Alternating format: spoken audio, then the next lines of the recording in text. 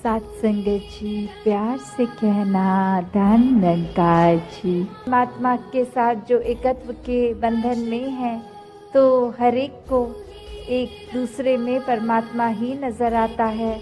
और कैसे फिर एक ये एकत्व ही दिल पे हर समय का, और उससे फिर कोई किसी में फर्क नहीं दिखता। कोई ऊंच नीच, जाति पाति, प्रांति, कुछ भी फर्क नहीं, सब अपने हैं, सब ही पूजनीय हैं। तो कैसे ये परमात्मा का वास तो पूरी सृष्टि के कण कण में है, और वहीं जो हर किसी में भी। और यही परमात्मा को देखना ब्रह्म ज्ञान है कि इस परमात्मा को जब हर समय के लिए ये दिखाई देगा कि हर जगह ही मौजूद है, तो फिर एक जहाँ अपनी भी चेतनता जाग उठेगी। एक जो सच्ची दात है, जो भक्तों ने युगों युगों से समझाई है कि दुनिया भी एक दौलत तो आज है कल नहीं, इसने बदल जाना है, एक माया का रूप बदल जाना है, घर परिवार सोसाइटी सब बदल जाएगा, पर सिर्फ और सिर्फ एक चीज़ जो अपनी जगह में कायम दायम शुरू से थी, अभी भी है, और ये संसार खत्म होने पे भी रह जाएगी, तो वो बस ये परमात्मा, ये निराकार है। तो इस निराकार को पहचान के जीवन में जहाँ फिर वो समझ भी आ जाती है कि जो कुछ इस निराकार ने दिया है उसका सदुपयोग ही करना है। किसी के नुकसान का कारण अपने आप को या किसी वस्तु को नहीं बनाना। मन में भाव हर किसी के लिए एक शुद्ध विचार रखते हुए, हर किसी के लिए फिर वो मन से एक दुआ अरदास कि ये जहाँ किसी के दिन घर में जीवन में एक स्वास्थ्य रूप किसी भी तरह का एक नुकसान हो रहा है, तो वो भी एक भक्तों का दिल तो इस तरह पिघलता है, किसी को देखकर ठीक नहीं है तो उनसे ज़्यादा उनका दर्द भक्त समझते हैं। तो कैसे ऐसे वाले जीवन को मुबारकबाद जीवन कहा जाता है। ये एक परोपकारी जीवन होता है। अपने लिए सेल्फ सेंटर्ड होके, सेल्फिश होके, ये अपने ऊपर केंद्रित नहीं, पूरे संसार की भलाई के लिए भक्त अपना जीवन लगा देते हैं। पूरी ह्यूमैनिटी, पूरी मानवता के लिए ये संसार में आकर। तो कैसे जहाँ एक मन में भी भाव होते हैं कि ये एक समान अगर नहीं भी कोई दिख रहा, पर सब ही एक है, तो भाव वही कि भक्तों ने युगों से ये जो संदेश दिया है कि कैसे इस परमात्मा को जानकर फिर अपने जीवन में बदलाव आ सकता है। ये जीवन बहुत ही सहज जिया जा सकता है। ये मन एक स्थिर करके हर समय रखा जा सकता है। इस स्थिर के साथ नाता जोड़ लिया तो मन भी स्थिर। ये एक दुनियावी आंधियाँ आती भी हैं अगर, तो वो कुछ पीस ऑफ माइंड, ये चैन व सुकून दूर नहीं कर सकती। फिर तो हर किसी एक अवस्था में ही लगता है कि ये बहुत ही अच्छा समय निकल रहा है।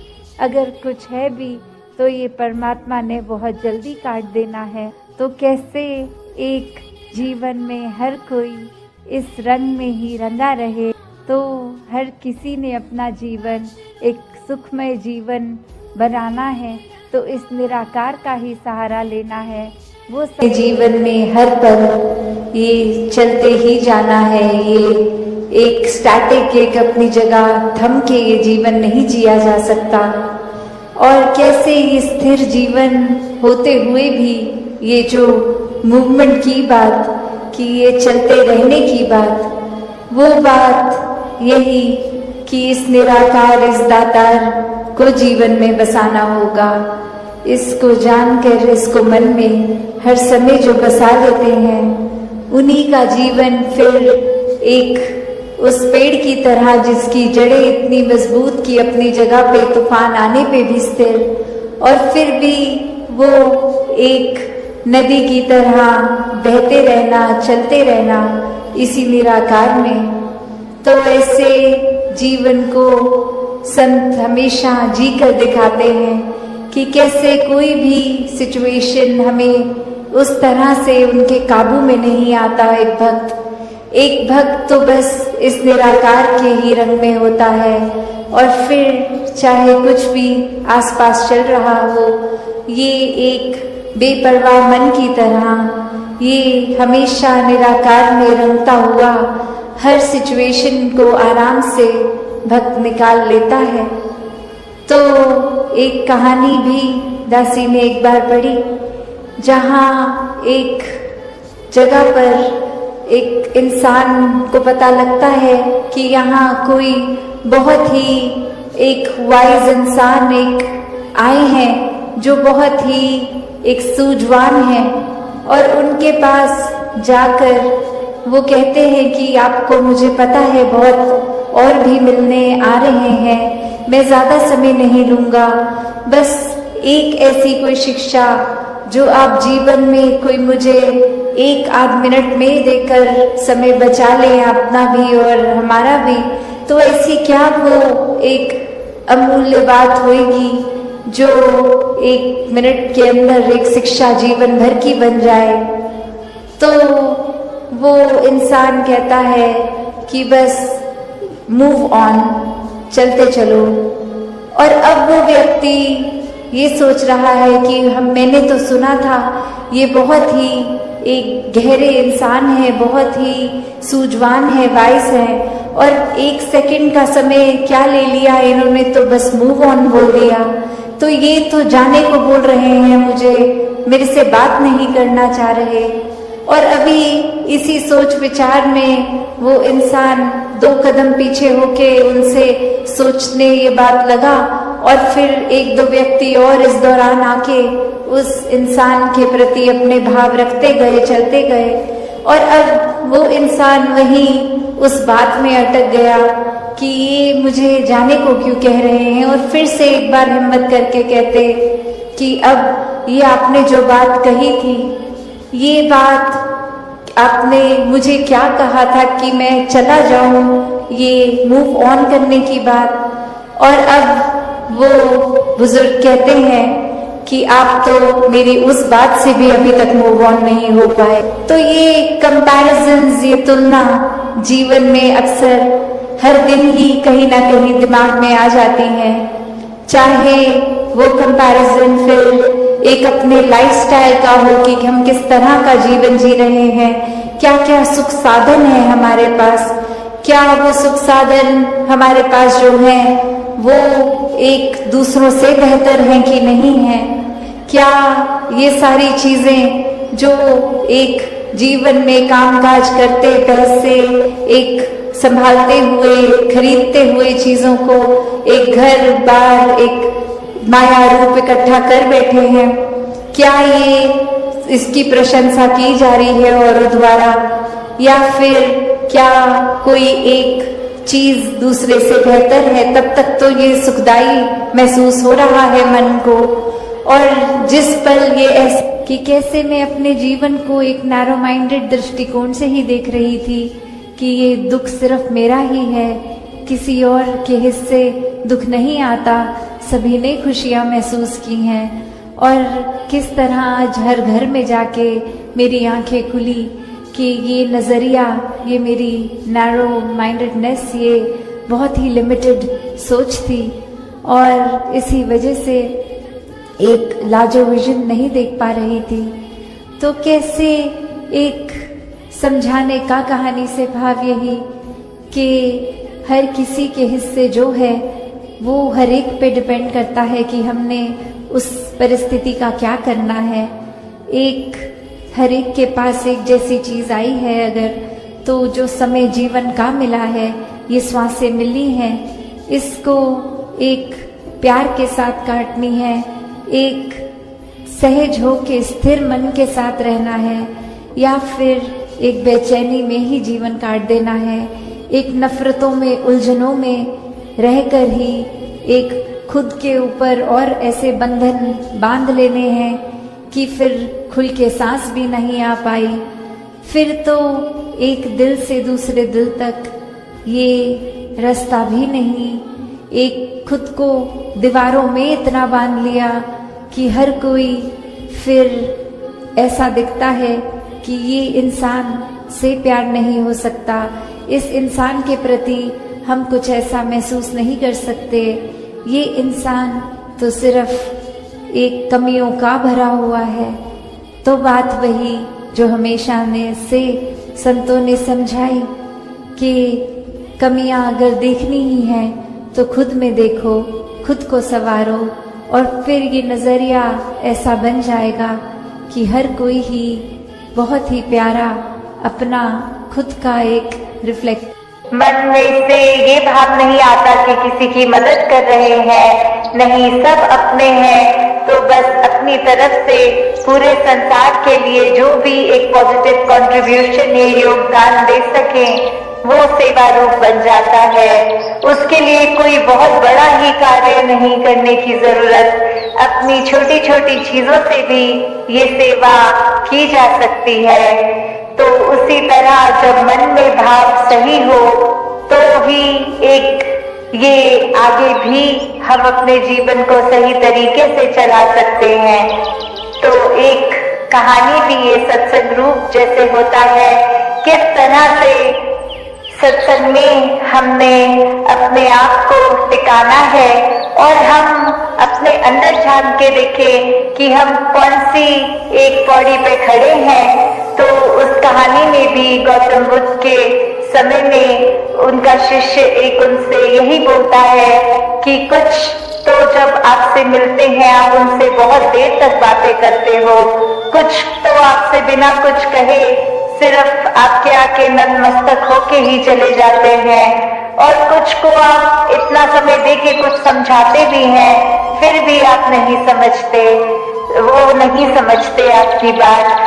और कैसे हर एक के साथ आप अलग तरीके से होते हैं फिर भी ये हर एक के मन की अवस्था इतनी अलग कैसे होती है।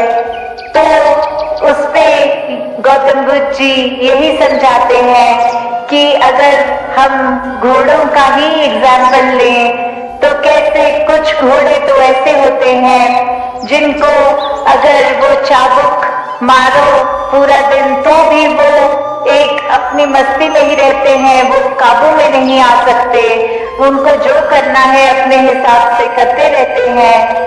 कुछ ऐसे होते हैं कि समय समय अनुसार जब जब चाबुक पड़ रहा है वो समझते हैं कि अब भागने का समय है, वो भागते हैं। और किसी को तो फिर आप अगर ये चाबुक की आवाज भी कर देंगे, सिर्फ उसको मारेंगे नहीं चाबुक, तो वो आवाज से पहचान जाते हैं कि अब दौड़ने का समय है। और जो चौथी कैटेगरी ऐसे भी होते हैं घोड़े जिनको चाबुक सिर्फ दिखा दें या धूप के समय जमीन पे वो चाबुक की परछाई को ही देख लेंगे, वो समझ जाएंगे कि दौड़ना है। उसी तरह हम अगर सत्संग में आ रहे हैं तो हम किस तरह के वो अपने मन की अवस्था से आ रहे हैं।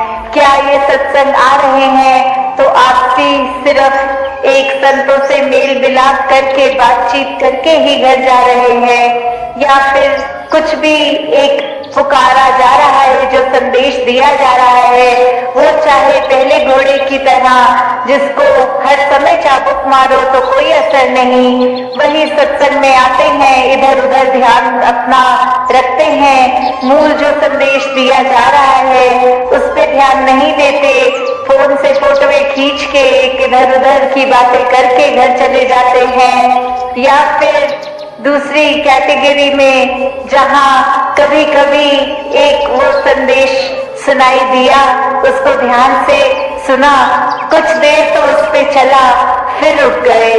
तो सिर्फ सत्संग के दौरान ही हमने एक अपनी अच्छाई नहीं बाहर लानी, सिर्फ आपसी एक सहयोग करते हुए एक एक को एग्जिस्ट करते हुए सिर्फ सत्संग के दौरान नहीं, आगे के जीवन भर के लिए वो संदेश, वो भाव मन में एक मन को तब्दीली करके रखना है कि यहाँ तो हम आराम से दूसरे को भी पहल दे देंगे, सत्संग में तो हम अपना स्थान छोड़ के दूसरों को भी बैठा देंगे, पर क्या आगे बस में, ट्रेन में भी क्या हम ऐसा करते हैं कि नहीं करते?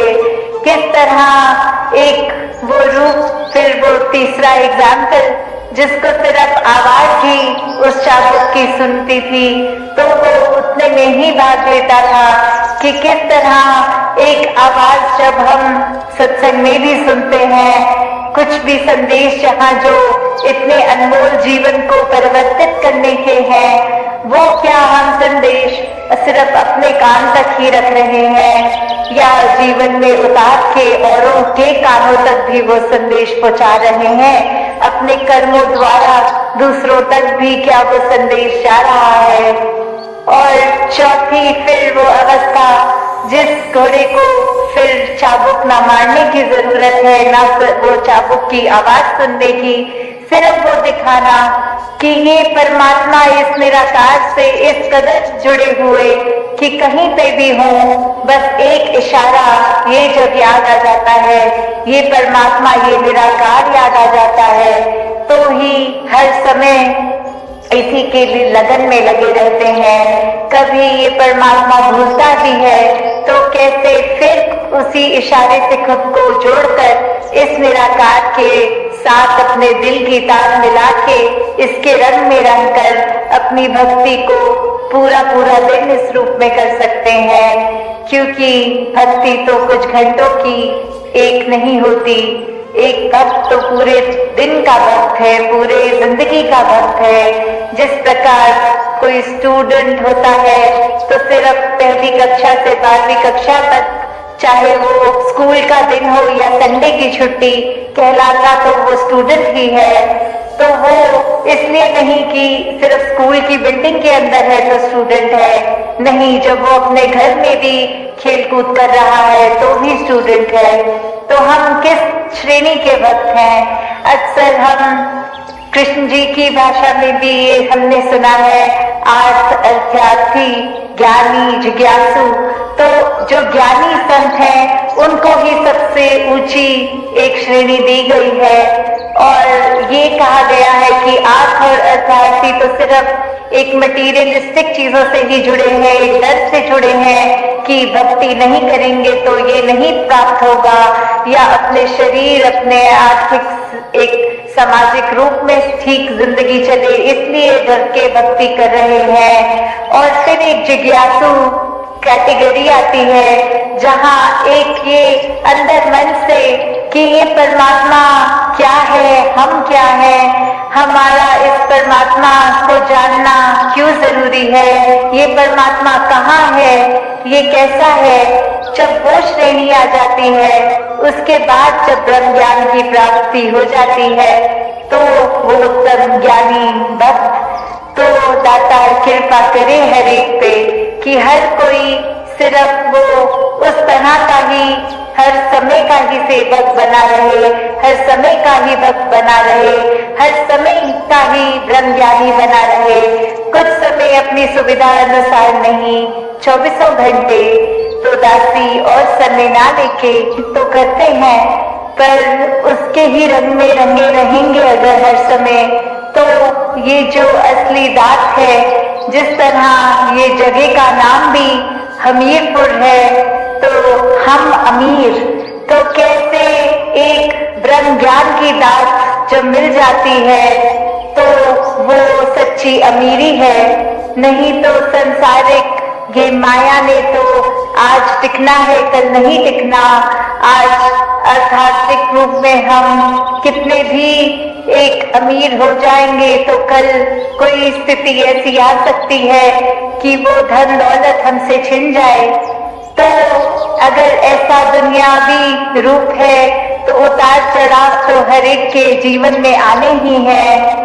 तो ऐसा संतों में क्या अलग होता है, उनके जीवन में भी दुख सुख आते हैं।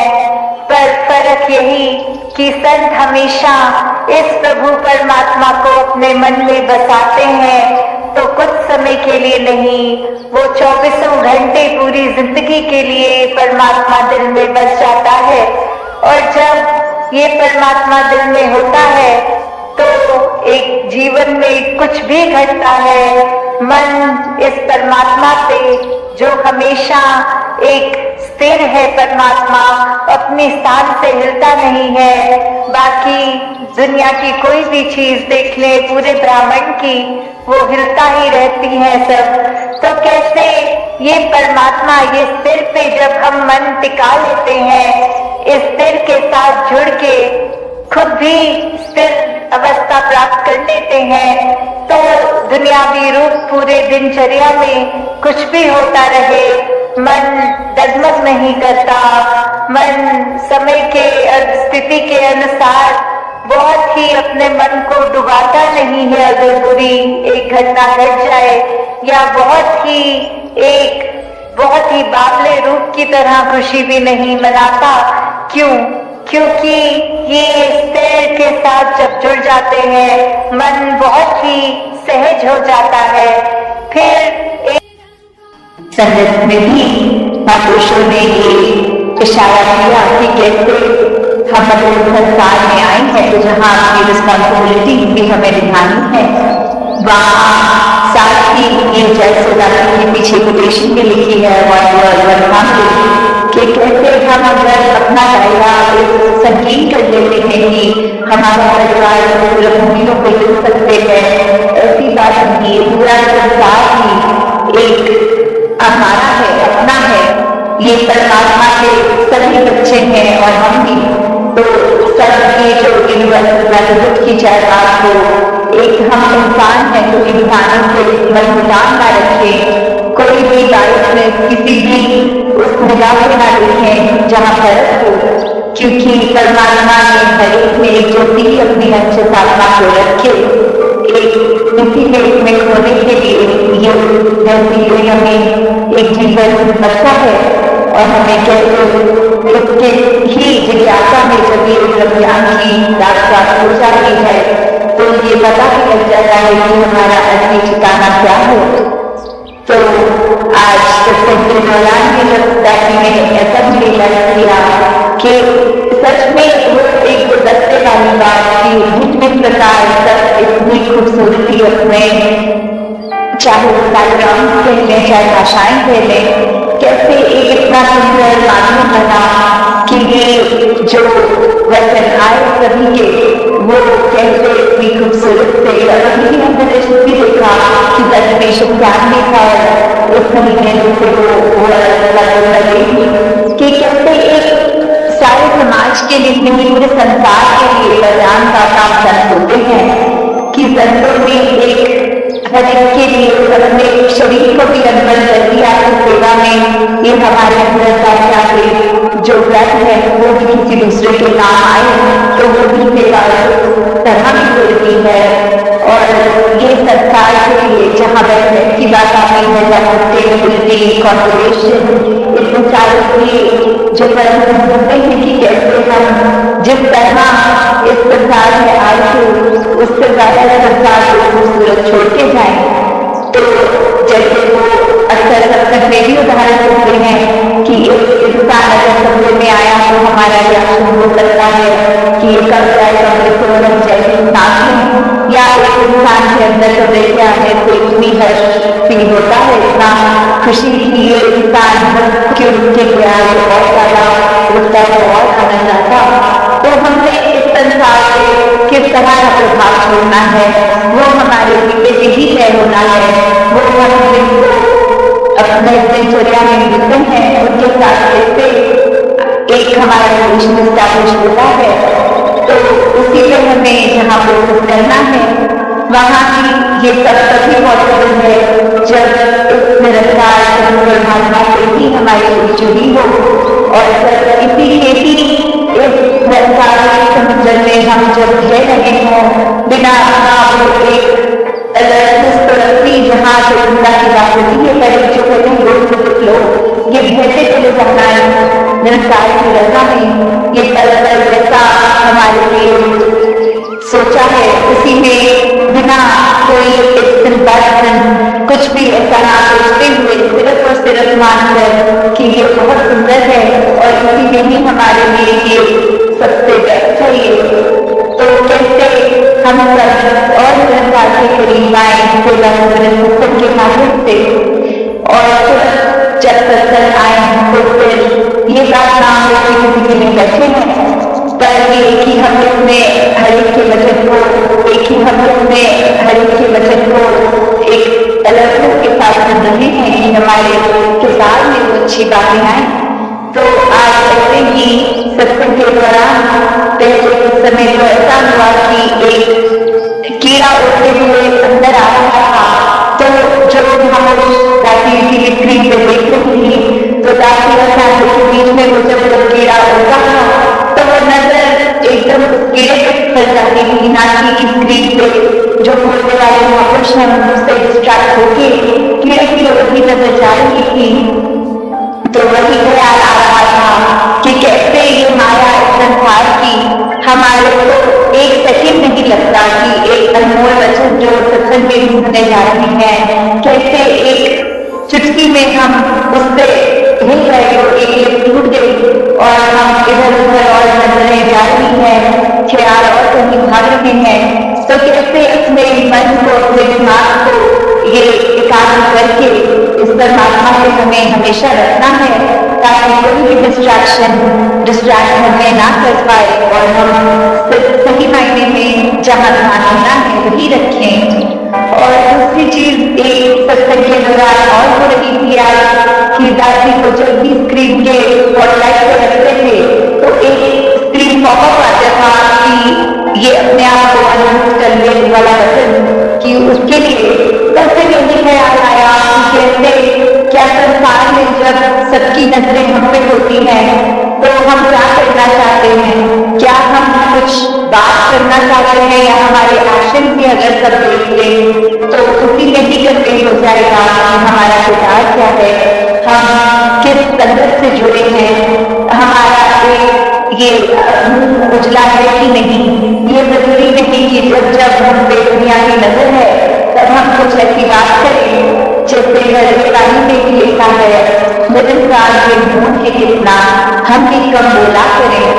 तो इसका मतलब ये नहीं कि बिल्कुल हम चुप करके कुछ समाधि लगा के बैठ जाए, पर इसका मतलब ये कि जहाँ एक नींद है वहां तो हम बोले और बोलने की कैसे एक अपने शब्दों में सुंदरता लाए, मधुरता लाए, एक खट्टे वचन ना बोलूं किसी का दिल तोड़ के, एक गुस्सा वाले भाव से एक सार्वत्रिक होकर नहीं, सिर्फ एक हमें टोनदार भी जो बोलते हैं नहीं करनी है, एक हमें हमेशा अपने मन के भाव से जो बचाना है वो बहुत ही आराम से अपने थॉट को कन्वे करना है।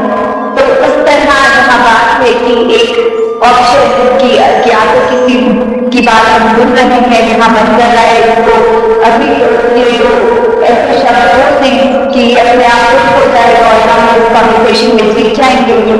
वहाँ कई बार ये अगर ध्यान से सोचा जाए कि ब्रह्मज्ञान के अनुसार एक ह्यूमन वैल्यूज की जहाँ बात आती है तो हम उस समय अगर चुप रहें या फिर अपनी बात को ऐसे कन्वे करें कि हमारी बात ही कन्वे हो जाए और दूसरे को दिल को थोड़ी ठेस ना लगे, वो ये ना सोचे कि कोई ताना आया है उसे सुनने को, तो दादा से कृपा करे कि जहाँ से सत्संग हमेशा सुनते आए हैं ये सूत्र है जो रमजान की याद में बार बार बुलाते हैं, निरंकार के भावना को जोड़ते हैं हमें। तो हमें किस प्रकार हमेशा चाहे दुनिया में कितनी भी एक डिस्ट्रैक्शन आएंगी पर फिर भी उस माया का परिणाम हमने नहीं पकड़ना। कोई नेगेटिव थॉट का अगर दिमाग में आ रहा है कैसे उसको माइंड है नेगेटिव उसके अंदर हमें डर नहीं करना, नहीं तो एक दलदल वाली बात है कि हम दलदल के अंदर नेगेटिविटी को जितना सोचेंगे जितना उसके बाद रहेंगे वो तो हमें और एक नीचे की तरफ ही लेके जाएगा। तो कैसे आजकल एक संसार में भी, चाहे वो डिप्रेशन की बात आती है या और मानसिक हमें अपना संतुलन किस तरह मेंटेन करना है, तो ये इसका भी अगर हम सोचे तो ये निरंकार ही है। जब तक इसकी रजा नहीं है, जब तक हम इस संतुलन से अपने आप को एक मन में ऐसे भाव ला पा रहे हैं कि जो कुछ है परमात्मा ने अच्छा ही किया हुआ है, चाहे वो सिचुएशन हमारे मन मुताबिक नहीं फिर भी अच्छी है। तो जब हम ऐसे पॉजिटिव थॉट्स लाते हैं, किसी ने कुछ कहा हुआ तो इग्नोर करो, ना कि मन को उसका बोझ बना के बैठो। तो जब तक हम ऐसे बात रखेंगे मन में, ये हमारा जीवन एक बहुत आसान हो जाएगा जीना। छोटी छोटी बातों को ना एक बोझा बनाते हुए पर हर के लिए अपने कर्मों को, अपनी सोच को विशाल बनाए, हर एक के लिए एक वरदान बने, उनके जीवन में कुछ आराम पहुंचाने का काम करें।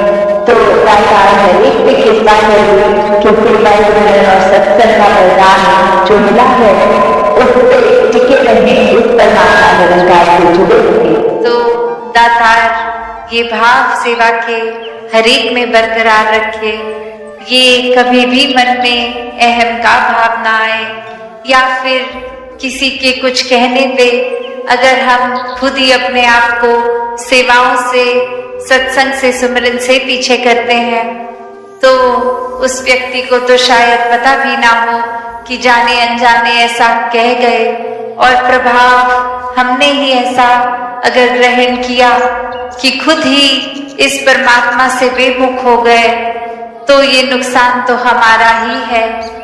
और कैसे हर समय संतों ने और ये सत्संग में भी एक संदेश देते रहते ही हैं संत कि कैसे इस निराकार की तरफ तो मुख हर समय रहे हमारा, एक मन में इस निराकार के प्रति ये लगन ही बनी रहे। एक सेवा चाहे कर रहे हो उस समय भी वो ध्यान ये नहीं कि ये कार्य रूप में क्या हो रहा है, पर ये संतों के लिए सेवा हो रही है, वो मन के समर्पित भाव, तो ऐसे ही भाव, महान भाव शुरू से रहे हैं। एक ये दिखावा मात्र नहीं कि कुछ महापुरुष हैं जो हमारे जानकार हैं, एक साथी घर से आए हम, चाहे बसों में, चाहे वाहनों में या कैसे भी, और वो महापुरुषों की नजर में हमें एक कुछ साबित करना है, तो उनके सामने कुछ जानबूझ के इतनी देर ही सेवा कर ली जितनी देर उनकी अटेंशन रही, और वो उद्देश्य सेवा का नहीं, वो तो कुछ किसी के मन में एक अपने रुतबा ऊपर करने का बना चुके हों, तो वैसे सेवा हर के सेवा नहीं है। सेवा तो ऐसे है मन के भाव कि कोई देख रहा हो ना देख रहा हो, ये भक्त तो इस परमात्मा की मस्ती में झूमते हुए वो एक आदेश अनुसार जो भी उस समय की सेवा है उसको करते हुए कभी ये नहीं सोचते कि ओ अगर महापुरुषों ने आदेश दिया कि जाके खाली तस्लों की लाइन छोटी है उसमें लग जाएं, एक भरे तस्लों में तो काफी महापुरुष पहले से ही हैं, तो मन में ऐसे भाव ना आए कि खाली तसले तो बड़े हल्के फुल्के, ये तो हम इससे ज्यादा कर सकते हैं, महापुरुष कह भी रहे हैं तो हम आदेश ना माने, हम तो एक बलवान है, शरीर ताकत रखता है, और एक ये अक्सर भाव के पीछे एक फिटनेस या कोई और उद्देश्य भी एक छुपा कर रख लेते हैं कि कोई बात नहीं, आज जिम नहीं जाएंगे, आज सेवा कर लेंगे, बॉडी तो बन जाएगी। तो बात वो नहीं है। एक भाव, एक उसका बाय प्रोडक्ट जरूर है कि जब तन से सेवा कर रहे हैं तो शरीर में तो स्वस्थ रहना ही है, तो बात वो नहीं कि एक भाव सेवा का नहीं, पर इसलिए ही कुछ कर रहे हैं कि चलो 2 हाथ हिला लेंगे, शरीर ठीक रहेगा। ये शरीर ने तो खुद ब खुद ठीक रहना है अगर मन के भाव ठीक रहेंगे। वरना अक्सर ये भी हर एक ने नोटिस किया है एक कभी ना कभी कि एक स्वस्थ शरीर भी हो पर अगर मन एक मायूस होने लगता है तो सीधा शरीर की सेहत भी डूबती है। तो बात यही, ये मन से तन से एक ये लिंक जो है, और कैसे एक मन में भाव पावन हो, पवित्र हो, सेवा भाव हो, एक अपने आप को दूसरों की नजर में उठाने के भाव ना हो, सिर्फ इतना ही कि हम तो कुछ करने लायक है नहीं, ये सेवा हिस्से आई तो ये खुशकिस्मती है, और इसको पूरी तरह निभाने की ना समझ, ना अकल, ना कोई कैपेसिटी, पर ये दातार ने मौका बख्शा है तो वो योगदान जरूर होगा। वो अक्सर हम कितनी बार वो उदाहरण अनेकों बार हर कोई सुनते हैं कि चाहे वो एक छोटी सी चिड़िया का आग पे पानी देना या कोई गिलहरी का कुछ उठाना, तो बात वही कि ये नहीं कि कितना क्वांटिटी की बात नहीं हो रही, ये भाव की, ये दिल के क्वालिटी की बात हो रही है कि अब नहीं तो अगर हम सोचें हम अपना पूरे से पूरा एक बल भी लगा लें, कोई एक वजन इतना ही उठा पाएंगे, वरना तो कितनी देर लगनी है। अगर ये सेवा, अगर हम इस तरह से हम सोचें कि हमसे ज्यादा हल्के तस्ले भर के भेज रहे हैं महापुरुष, हम अगर कस्सी पकड़े होते तो ऊपर तस्ले से भी ऊपर उसको भर पाते और उसको एक हाथ से कस्सी से डालते और दूसरे हाथ से आगे भी पास कर देते। तो बात वो नहीं है, नहीं तो कितनी देर लगनी है कि बस एक अनाउंसमेंट होनी है कि अब मैदानों में ये हाथों से सेवा नहीं होगी। वो तरह तरह की वैज्ञानिक मशीनें आ चुकी हैं जो ज्यादा एक अच्छी फिनिश से जमीन को भी एक जैसा चाहते हैं उतनी सुंदरता से कर पाएंगी, एक फिनिशिंग भी अच्छी आ जाएगी और समय तो बहुत ही कम लगेगा। तो बात वो नहीं है, ये करने में देर भी नहीं लगेगी। एक मशीन का एक कैपेसिटी, वो मिट्टी एक जगह से उठाने तक दूसरी जगह तक ले जाने में शायद कुछ मिनट ही लगेंगे, और हम अगर प्रयत्न करके भी उतनी मिट्टी को मूव कर रहे हैं उसमें घंटों। तो बात वही कि ये सब होने के लिए ये एक भाव का होना जरूरी, कि जहाँ सेवा भाव है वहाँ वो सेवा भाव परवान भी होता है। वहाँ फिर यही मन में रहता है कि संत अपने हाथों से सेवा करना, एक ये अपॉर्चुनिटी को, ये मौके को गवाए ना। नहीं तो बात ये नहीं कि हम सेवा नहीं करेंगे तो सेवा हो नहीं पाएगी, हमसे बेहतर कोई और नहीं कर सकता। नहीं, अगर ऐसे भाव हैं तो इस निराकार को तो देर ही नहीं लगेगी कि हमसे ज्यादा, हमसे बेहतर हर एक फील्ड में अनेकों ऑलरेडी हैं। बस वो कहीं से भी निरंकार को प्रकट करके उस समय वो सेवा ले लेगा जो हम सोच रहे हैं कि हमसे बेहतर कोई नहीं कर सकता। तो बात सिर्फ यही कि एक अहंकार की, यहाँ की सेवा का उद्देश्य भी यही कि अहंकार को त्याग दें, और अहंकार त्यागना हमारा ही एक फायदे का सौदा है। वरना तो एक क्या पड़ी है, ठीक है अहंकार है भी मन में तो करते चलो, जो सेवा कर रहे हो उसको हर एक को दिखाओ, मैंने ऐसा कर दिया, आज मैंने 15 मिनट में इतना कुछ कर दिया, आप गिनाइए आपने क्या किया। ऐसा करते रहेंगे, कार्य भी होता ही रहेगा, पर अपने अंदर कहाँ तब्दीली आएगी। वो जो सेवा ने चेंजेस हमारे अंदर करने हैं, वो सेवा भाव ने वो कहाँ हो पाएगी। तो बात वही कि अहंकार करने के लिए तो हर पल जीवन का एक वो अपॉर्चुनिटी है, हम कर सकते हैं, पर एट द सेम टाइम उसी वक्त एक ह्यूमिलिटी, एक हम्बल होकर, एक विनम्र भाव, एक दिल में एक खुद को कर्ता ना मानने का, वो भी तो पल हर पल ही मौजूद है। तो कैसे हर एक ने ऐसे सेवा भावों को ही महानता देकर कि हर समय बस यही मान के चलें कि इस निराकार की कठपुतली है, ये इंस्ट्रूमेंट बन के करते चले जाएं। एक मन का ही ये भाव है, वरना काम तो हो ही जाएगा। तो ये मन के भाव से जो कि वो काम नहीं, वो सेवा है। तो ऐसी ही सेवा हर कोई करता जाए, जब सत्संग में भी हो या सत्संग के बाहर हो, घर परिवार, हर पल, ये पूरे दिन अनेकों वो अपॉर्चुनिटीज हैं, वो एक संभवता, वो एक मौके हैं जब सेवा की जा सकती है। तो सिर्फ ये जोश लाके कुछ इन्हीं महीनों के लिए नहीं कि समागम से पहले एक महीने की खुशी, ये तो घरों में समागम के बाद जाने के भी वही उत्साह, वही खुशी, और हर पल वैसे ही सेवा एक चलती ही जाए। ये सेवा तो नहीं रुकती।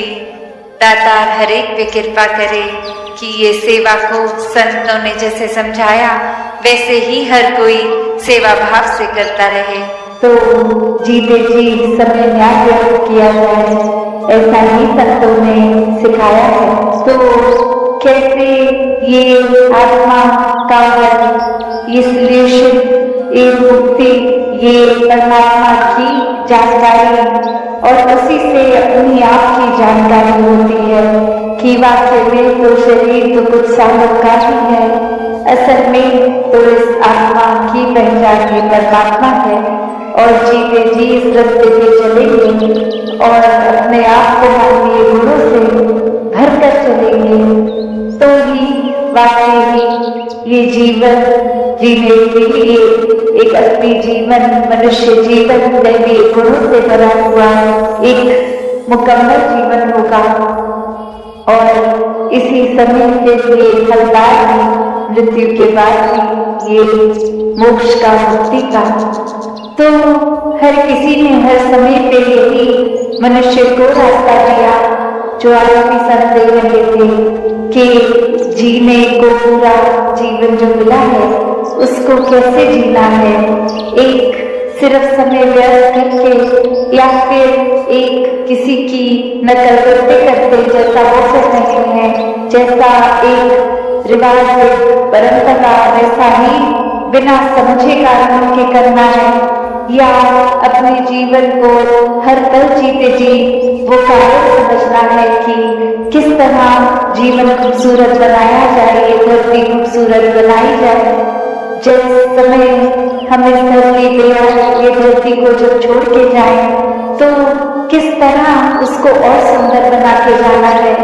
एक प्राकृतिक रूप में भी जहाँ एक कर्तव्य है हम सबका, किस तरह ये दूषित हवा को पेड़ उगा के भी स्वच्छ किया जा सकता है और ये कचरा ना फैला के एक उस रूप में अपनी नियमित जगह पे वो कूड़ा इकट्ठा करना। और कैसे वो रिसाइकिल की भी बात आती है कि व्यर्थ चीज नहीं करके उसका किसी और तरीके से भी इस्तेमाल करना। वही वो बात कि ये फिर प्रदूषण सिर्फ बाहरी संसार का नहीं, ये जीते जी हमें अंतर मन को भी साफ करना है, इस परमात्मा को और बसा के जो कि पहले ही हमारे भीतर भी है, बाहर भी है, कंडन में है, हर जगह है। तो वही उदाहरण जो एक मृग का आता है कि एक खुशबू जो उसके अंदर ही होती है वो मृग समझता नहीं और जगह जगह एक जंगल में ढूंढते ढूंढते कि ये खुशबू कहाँ से आ रही है, वो खुशबू तक जाने में भटकता है और असल में तो वो कस्तूरी की खुशबू उसके अंदर ही है, उसकी नाभि से ही आ रही है।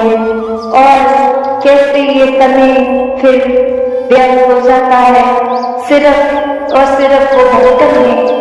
तो ये पहचान परमात्मा की जब हो जाती है तो वो भटकन एक समाप्त हो जाती है आत्मा की। अब उस तरह देखें तो फिर जिस तरह उस मृग को बता दिया जाए कि इधर उधर भटकने की जरूरत नहीं है, आप जिस स्थान पे हो उसी स्थान पर ये खुशबू भी है। तो बात वही, परमात्मा हर जगह है, असंग है। जिस समय जैसे अभी भी आवाज लगा रहे थे महापुरुष के ये ब्रह्म ज्ञान की बात आज सत्संग के बाद ही ये प्राप्ति की जा सकती है।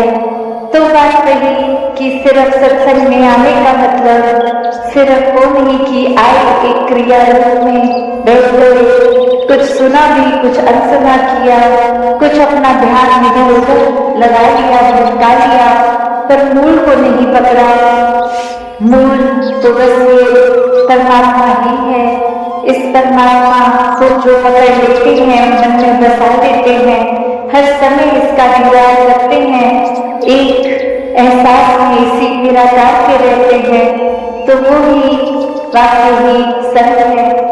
उनका जीवन हर पल भक्तिमय है, वरना तो भक्तों के ऊपर ऐसे जीवन जीने के लिए उनका तो कारण था ये परमात्मा।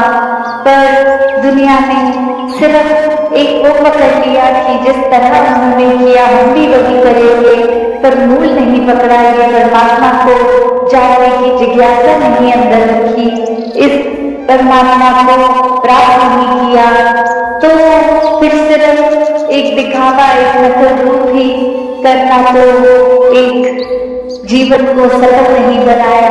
क्योंकि वो एक उस तरह की बात है कि अगर कोई एक घाव है, चोट है, तो उसको पहले नरम लगा के वो अपनी त्वचा को, स्किन को नॉर्मल करना है, वरना तो एक छुपाने के तौर पे ऊपर से मेकअप लगा के भी छुपा दिया जाता है। तो बात वही कि ये ऊपर की सुंदरता नहीं, ये अंदर से भी सुंदर होना है। ये हर किसी के अंतर मन की जो भटकर है आत्मा की, ये सिर्फ और सिर्फ इसका समाधान ये परमात्मा ही है।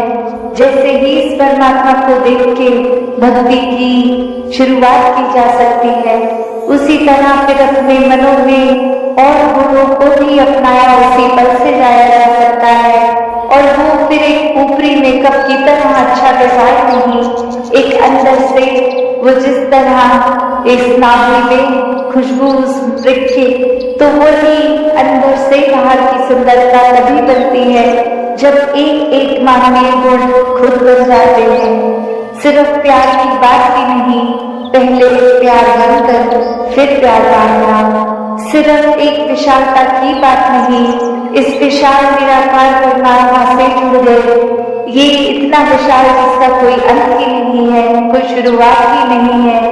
जब इसके साथ मन जोड़ लेंगे तो हम भी अपना मन इतना विशाल बना लेंगे कि सबको अपना लेंगे। हर किसी की कमियां हो ना हो उससे फर्क नहीं, कि सब प्यारे हैं, सभी इस परमात्मा की संतान है।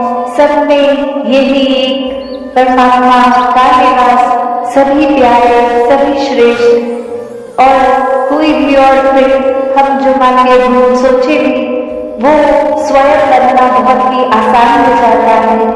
सिर्फ इस परमात्मा के ऊपर अपने मन को टिकाकर वो गुण खुद ब खुद हमारे अंदर आ जाते हैं। तो ऐसा व्यवहार, ऐसा जीवन हर एक के जीवन में आना संभव है। सिर्फ और सिर्फ उसके लिए ये अपने अहंकार का त्याग करना जरूरी है। क्योंकि एक अहंकार आते ही जब ये लगता है कि हमको कोई क्या सिखाएगा, हमें तो पहले ही सब कुछ आता है, हम जिस रास्ते पे चल रहे हैं वो रास्ता ही सबसे ठीक है, और किसी के पॉइंट ऑफ व्यू, नजरिया, रास्ता तो कोई मायने ही नहीं रखता।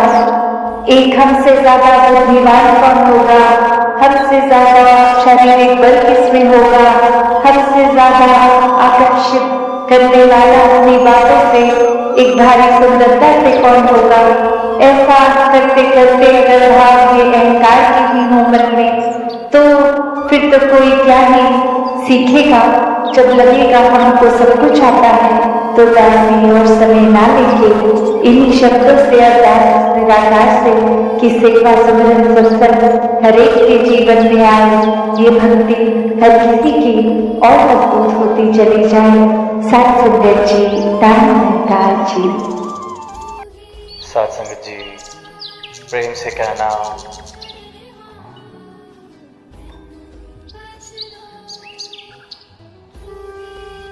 आज ये जो विशाल रूप इस मैदान में बना है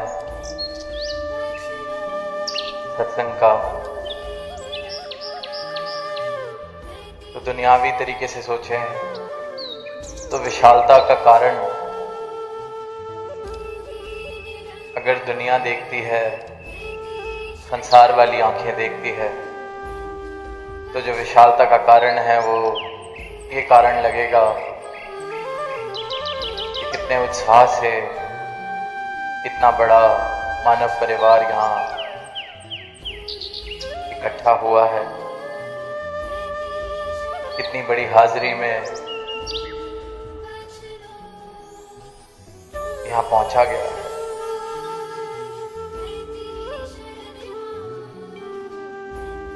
पर अगर संतों वाली नजरों से देखा जाए, ब्रह्म ज्ञान की दृष्टि से देखा जाए, भक्त की दृष्टि से देखा जाए,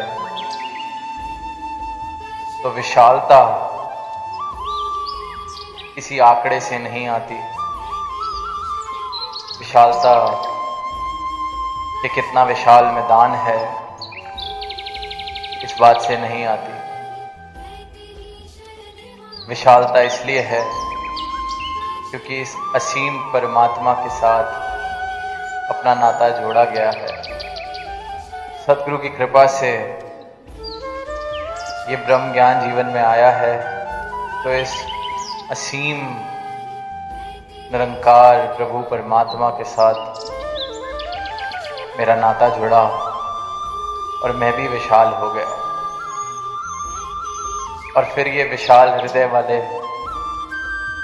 विशाल भावों वाले, ये असीम से नाता जोड़कर हृदय में विशालता रखने वाले संत कहीं भी जब इकट्ठे हो जाते हैं तो विशाल रूप बन जाता है, विराट रूप बन जाता है। तो महत्वता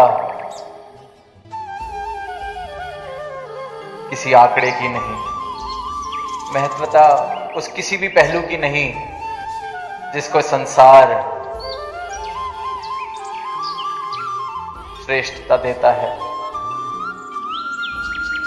क्योंकि जो भक्त की नजर हो जाती है, भक्त की दृष्टि हो जाती है, वो ये ज्ञान वाली दृष्टि, वो घट घट में इस परमात्मा को देखने वाली दृष्टि,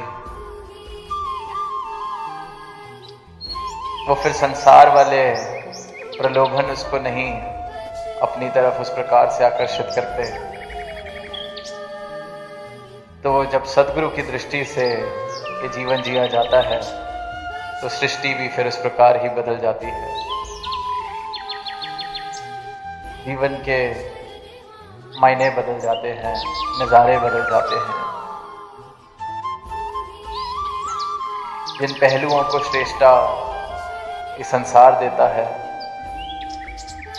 उन पहलुओं से उठकर, जैसे कमल कीचड़ से उठकर अपना अस्तित्व बनाता है, वैसे ही भक्त का जीवन भी संसार में रहते रहते उन सभी तौर तरीकों से, उन सभी पैमानों से ऊपर उठ जाता है। क्योंकि ये विशाल परमात्मा से अपना रिश्ता जोड़ लिया है और खुद भी विशाल हो गए हैं। और इसलिए फिर जन जन को जाकर आवाज देते हैं, और एक ही आवाज देते हैं। जो ये पीछे दास के बोर्ड लगा है उस पे भी हरदेव वाणी की पंक्तियां कि जिसकी भक्ति, जिसकी पूजा, उसका ज्ञान जरूरी है। यही आवाज संत देते आ रहे हैं, आज भी दे रहे हैं, युगों युगों से देते आ रहे हैं।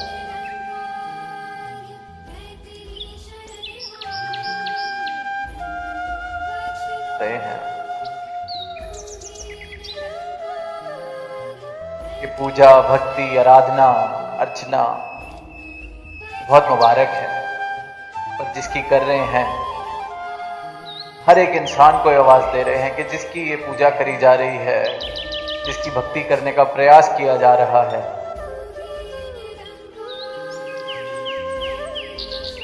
उसका ज्ञान जरूरी है, कहे हरदेव के पहले ईश्वर की पहचान जरूरी है। पहचान लिया जाए, पहले जान लिया जाए सत्ता को, इस परमात्मा के दर्शन कर लिए जाएं, फिर तो मुबारक है, फिर तो ऐसी भक्ति मुबारक है। संतों ने यही एक संदेश दिया है कि भक्ति की शुरुआत ही तब मुमकिन है जब इस अविनाशी के दर्शन इस आत्मा को हो जाते हैं। वरना तो ये जो भक्ति एक रूप लेने लगती है, ये प्रयास जो इंसान कर रहा है धार्मिक होने का,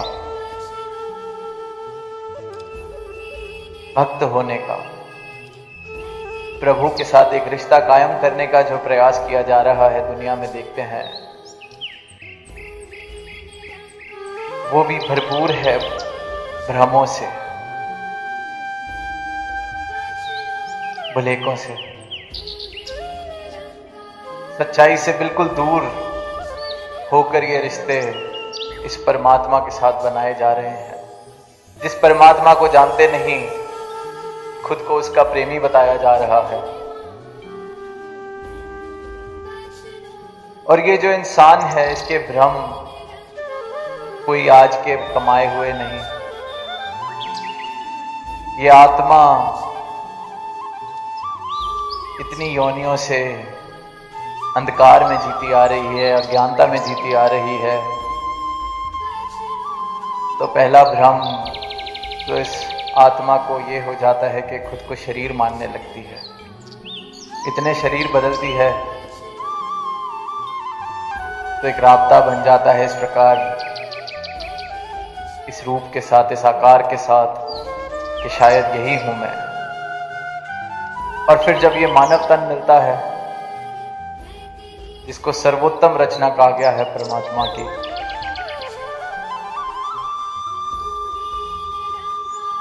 ये अवसर मिलता है, तो इस आत्मा को जो पहले ही खुद को शरीर के साथ एक मान चुकी है, फिर जब ऐसा शरीर मिलता है जिसको इस परमात्मा ने सोचने की, समझने की शक्तियां बख्शी हैं, उपलब्धियां प्राप्त करने की शक्तियां बख्शी हैं, विज्ञान को समझने की शक्ति बख्शी है, बुद्धि बख्शी है, बल बख्शा है, चेतना बख्शी है, तो फिर जब ऐसा शरीर हासिल होता है तो फिर वो जो भ्रम आत्मा ने कमाए होते हैं वो और बढ़ने लगते हैं। जो परत चढ़ी होती है धूल की, अज्ञानता की, अंधकार की, कि खुद को शरीर तो मानते आ रहे थे, फिर ऐसा शरीर मिल गया जिसकी काबिलियत इस दातार ने, परमात्मा ने इतनी दी कि फिर मैं और भ्रम बनाने लगता हूँ और भुलेखों में फंसने लगता हूँ। इससे पहले तक तो शरीर ही मान रहे थे, फिर मन मेरा अपनी उपलब्धियों के साथ भी जुड़ने लगता है, अपनी कुल जाति के साथ भी जुड़ने लगता है, अपने रंग नस्ल के साथ भी जुड़ने लगता है, किस भाषा, किस प्रांत को मैं अपना कहता हूँ, इस बात से भी मैं अपने आप को ऊंचा नीचा मानने लगता हूँ। तो कोई अंत नहीं है इन भ्रमों का, इन उलझनों का। और फिर जब इंसान किसी पल में परमात्मा के साथ भी एक रिश्ता कायम करने का प्रयास करता है, तो वो भी भ्रम के आधार पर परमात्मा का नाम लिया जा रहा है, भ्रम के आधार पर खुद को धार्मिक कहा जा रहा है। कुछ चंद कर्म करने से कोई धार्मिक नहीं हो जाता, कुछ दिन में 10-12 नाम लेने से, 10-12 बारी परमात्मा को याद कर लेने से कोई प्रभु प्रेमी नहीं हो जाता। हाल देख रहे हैं दुनिया का कि अपनी श्रेणी तो उनमें गिनी जाती है जो प्रभु प्रेमी हैं, तब त्याग करने वाले हैं, सेवा करने वाले हैं, पर मन के भाव इतने संकीर्ण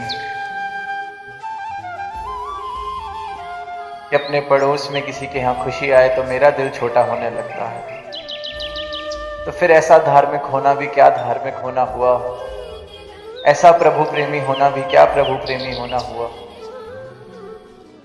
कि किसी की खुशी देखकर मैं छोटा महसूस करने लगूं, किसी की तरक्की देखकर मैं छोटा महसूस करने लगूं, और फिर खुद को बड़ा बताने के लिए मैं अपने उन भ्रमों का सहारा फिर लेने लगता हूं कि होगा ये धनवान पर ऊंची जाति वाला तो मैं,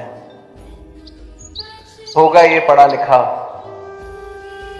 पर गोरे रंग वाला तो मैं,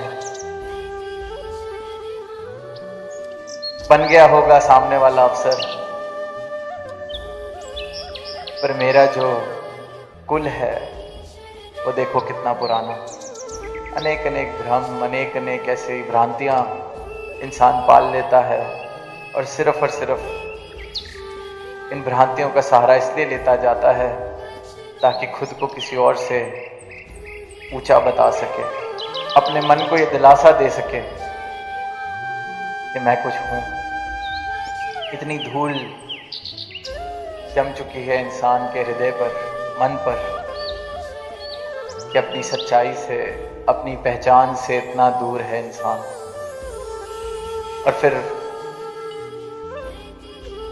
हास्य की बात तो ये है और तरस की बात भी ये है कि जिस रास्ते से अपनी पहचान मिलनी है, जिस स्रोत को प्राप्त करके अपने आप को पहचानना है, उसका नाम लेना भी मैंने भ्रम के आधार पर ही शुरू कर दिया है। परमात्मा जिसको पाया जा सकता है, जिसको पाकर मैं इन सारे भ्रमों से दूर हो सकता हूँ, मुक्त हो सकता हूँ, इस परमात्मा के नाम पर ही इंसान ने सबसे ज्यादा भ्रम, भ्रांतियां, ऊंच नीच फैला रखी। तो ये हाल देखते हैं तो यही लगता है कि इंसान किस तरफ जा रहा है। जो घट घट में देखा जा सकता है उसको सीमित दायरों में बांधने की कोशिश करी जा रही है। जो सबका सर्व साझा है, जिसने सबको बनाया है, उसको भी ये मेरा भगवान, ये उसका भगवान, ये मेरी पूजा का स्थान, ये किसी और का स्थान, इन दायरों में बांटने का प्रयास इंसान करता जा रहा है। किस तरफ जा रहा है? सवार है अपनी भ्रांतियों के आधार पर सिद्ध करने के लिए, कहीं पहुंचने के लिए, पर उसको पता नहीं चल रहा कि मैं कहीं पहुंच ही नहीं रहा हूं। इसलिए कहा गया जिसकी भक्ति, जिसकी पूजा, उसका ज्ञान जरूरी है, क्योंकि ये ज्ञान अगर जीवन में आ गया सतगुरु की कृपा से तो भ्रम समाप्त हो ही जाने हैं। क्योंकि भ्रम अगर जीवन में है तो उसका सिर्फ और सिर्फ एक कारण है, अज्ञानता, अंधकार, और कुछ नहीं है। भ्रम अज्ञानता और अंधकार है, अंधेरा है, अंधकार है, अज्ञानता है, इसलिए रस्सी को सांप मान बैठता है इंसान।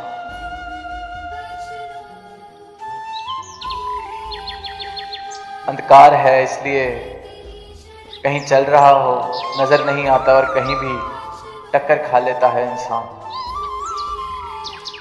तो फिर इन भ्रमों को मिटाने का एक ही तरीका, ये ज्ञान का सूरज उदय हो जाए जीवन में, सतगुरु के ब्रह्म ज्ञान का सूरज जीवन में उदय हो जाए। जैसे किसी कमरे में सालों से अंधेरा हो तो सालों का समय नहीं लगता उधर रोशनी लाने के लिए, सिर्फ एक छोटा सा दिया जला दिया जाए या एक माचिस की तिल्ली भी जला दी जाए, उसी पल में, उसी क्षण में रोशनी हो जाती है। इसी प्रकार सद्गुरु का ब्रह्म ज्ञान जब इस जीवन में आ जाता है, जितने भ्रम लेकर ये इंसान चल रहा होता है, ये आत्मा जितने भुलेकों में होती है, ये सारे भ्रम भुलेके मिट जाते हैं। लिखा है कि सदगुरु मैनू चरनी लाया, भरम भुलेखा सब गवाया। कि सदगुरु ने मुझे अपनी शरण में लिया है तो मेरे भुलेखे, मेरे भ्रम, मेरी भ्रांतियां, मेरे अंधविश्वास, ऊंच नीच वाले फासले, ये जो दायरे मैंने अपने इर्द गिर्द बना रखे थे, सब खत्म, गवा दिए, क्योंकि सच मिल गया, रोशनी मिल गई। अज्ञानता वाले अंधकार से अब मेरा कोई नाता नहीं रहा। जीवन में रोशनी आ जाए। जिस जीवन में रोशनी आ जाए वो फिर क्यों अंधकार में जीवन जीना चाहेगा। इसलिए एक एक संत, एक एक भक्त जिसका अपना जीवन रोशन हुआ है, वो यही प्रयास करता है कि ये रोशनी सब तक पहुंच सके। कोई भी अंधेरे में ना जीवन जिए, कोई भी ये अंधेरे की वजह से, अज्ञानता की वजह से संकीर्णता वाला जीवन ना जिए, वैर ईर्ष्या वाला जीवन ना जिए, ऊंच नीच के भाव वाले,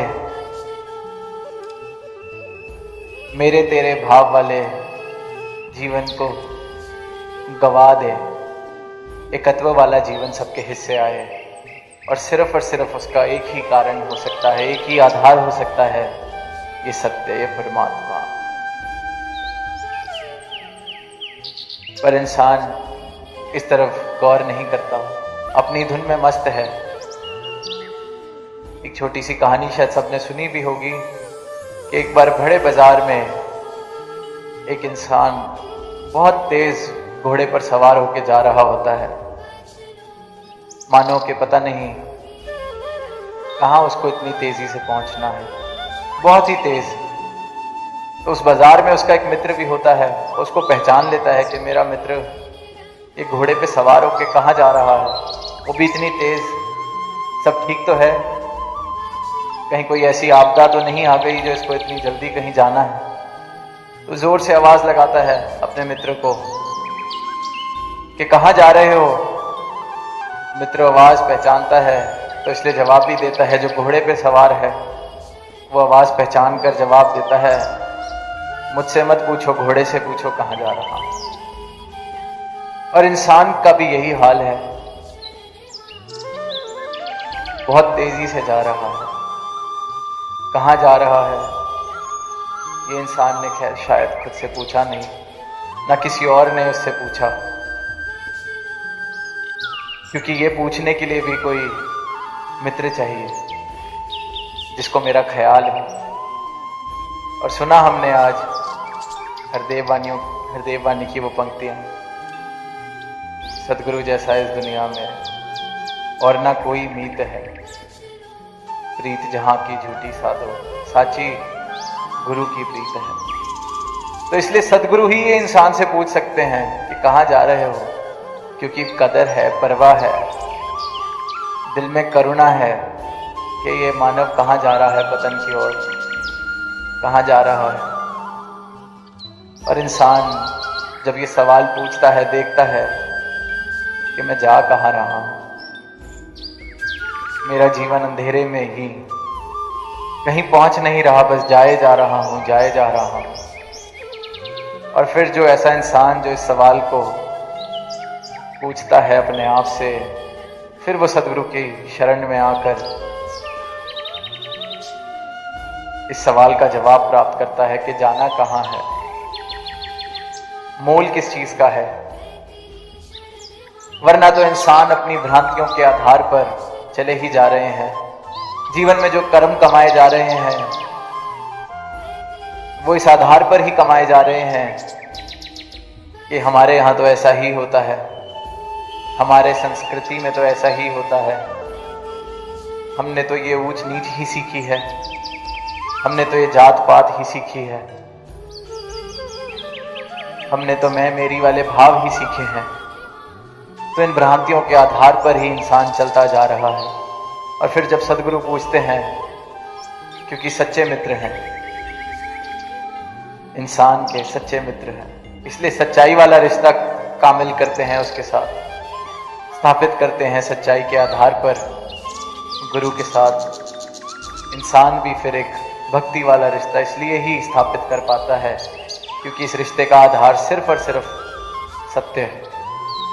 तो जब सदगुरु पूछते हैं कि कहाँ जा रहे हैं इन भ्रांतियों के आधार पर, इन भ्रमों के आधार पर किस दिशा में जा रहे हैं, तो इंसान देखता है कि सिर्फ और सिर्फ पतन की ओर। इतनी भाग दौड़ के बाद भी सुकून के 2 पल नहीं, इतना नाम जप कर भी परमात्मा का हृदय में कोई प्रेम वाले भाव नहीं।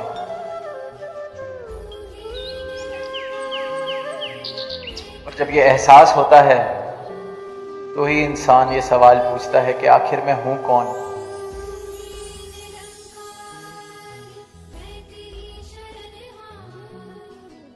और फिर जो जीवन में एक बूंद के समान जी रहा था वो सागर जैसी विशालता प्राप्त कर लेता है। और इसलिए फिर ये विशाल है सब कुछ, क्योंकि सागर जैसी विशालता प्राप्त करके यह संत आए हैं। सही मायनों में विशालता प्राप्त करके संत आए हैं। इसलिए संतों के लिए कहा गया है कि संतन के मन रहत है सबके हित की बात, क्योंकि इतनी विशालता हासिल कर ली है, इतनी विशालता प्राप्त कर ली है कि सब अपने लगते हैं। इसलिए सबके हित की बात। संत अगर स्वार्थी होकर भी कोई अरदास करता है तो भी उसमें सबके हित की बात करता है, क्योंकि उसका स्वार्थ इतना बड़ा हो जाता है जिसमें सारी मानवता समाई हुई है। इतना स्वार्थी, इतना बड़ा स्वार्थ, सबके हित की बात। घट घट देखे अलग को, पूछे जात ना पात। हर घट में इस रमे राम को देख रहे हैं, अविनाशी को देख रहे हैं, तो फिर जात पात की बात पूछने की जरूरत कहां है, जब दर्शन ही इस परमात्मा के सब में कर रहा हूं। तो जात पात तो दिख ही रही है, एक ही जात है, ये परमात्मा सबकी जात है। और जिसको सदगुरु की कृपा से ये दृष्टि मिल जाती है, घट घट में इस अलग को देखने वाली दृष्टि मिल जाती है, उसको कोई जरूरत नहीं रहती जात पात पूछने की। उसको समझ आ जाता है कि जात है तो प्रभु की, मेरी भी वही, आपकी भी वही, दिखता ही बस अब यही है। तो इसलिए पूछे जात ना पात। करना क्या है पूछ के? दिख रहा है, साफ साफ दिख रहा है। अपनी जात भी दिख रही है, आपकी जात भी दिख रही है। इंसान बनाया है इस परमात्मा ने, इस परमात्मा की रचना है हम, तो हमारी जात भी तो ये परमात्मा हुआ। ऊंच नीच की भावनाएं, अमीर गरीब के फर्क सब खत्म हो जाते हैं। सब में इस घट घट में परमात्मा को देख रहे हैं। तो फिर वो इंसान जो घोड़े पे सवार है, जिसके जीवन में ब्रह्म ज्ञान आ जाता है, फिर उसको पता होता है मैं घोड़े को लेकर कहां जा रहा हूं।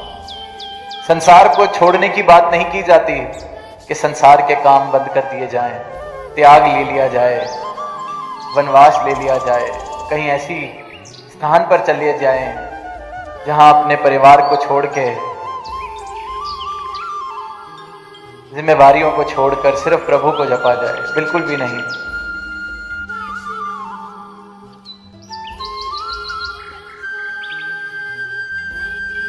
इस परमात्मा को प्राप्त करके अपने जीवन के हर एक पल में बसा लेता है भक्त।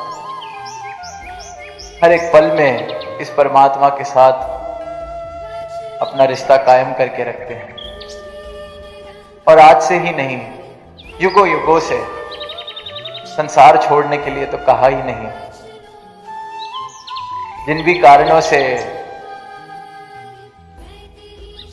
देखते हैं इतिहास में भी, अगर प्रभु राम को भी वनवास जाना पड़ा,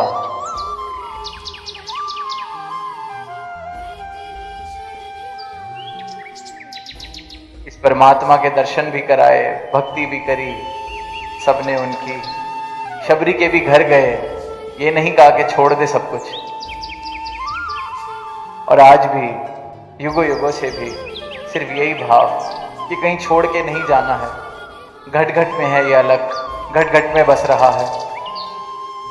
तो इसलिए जो ये सवारी करनी है इस घोड़े की, ताकि संसार के सारे काम हो सकें, अपनी जिम्मेवारियां निभा सकें, उपलब्धियां भी प्राप्त कर सकें, पर फिर जो चेतन संत होते हैं उनकी ये हालत नहीं होती कि हमें नहीं पता हम कहाँ जा रहे हैं, घोड़े से पूछ लिया जाए। उनको पता है कहाँ लेके जा रहे हैं इस सवारी को, जहाँ सदगुरु कह रहे हैं वहाँ लेके जा रहे हैं इस सवारी को। तो ऐसे भावों के साथ युक्त जो जीवन हो जाते हैं वो सही मायनों में विशाल हो जाते हैं। तो आज निरंतर पिछली कुछ देर से आवाज दी जा रही है कि इस अविनाशी को प्राप्त किया जा सकता है, देखा जा सकता है। कोई कहने सुनने की बात नहीं है, कोई कान रस तक सीमित नहीं है ये परमात्मा कि कुछ बातें की, कुछ किताबों की, कोई भजन गाए, बहुत आनंद आया, अब घर को चलते हैं।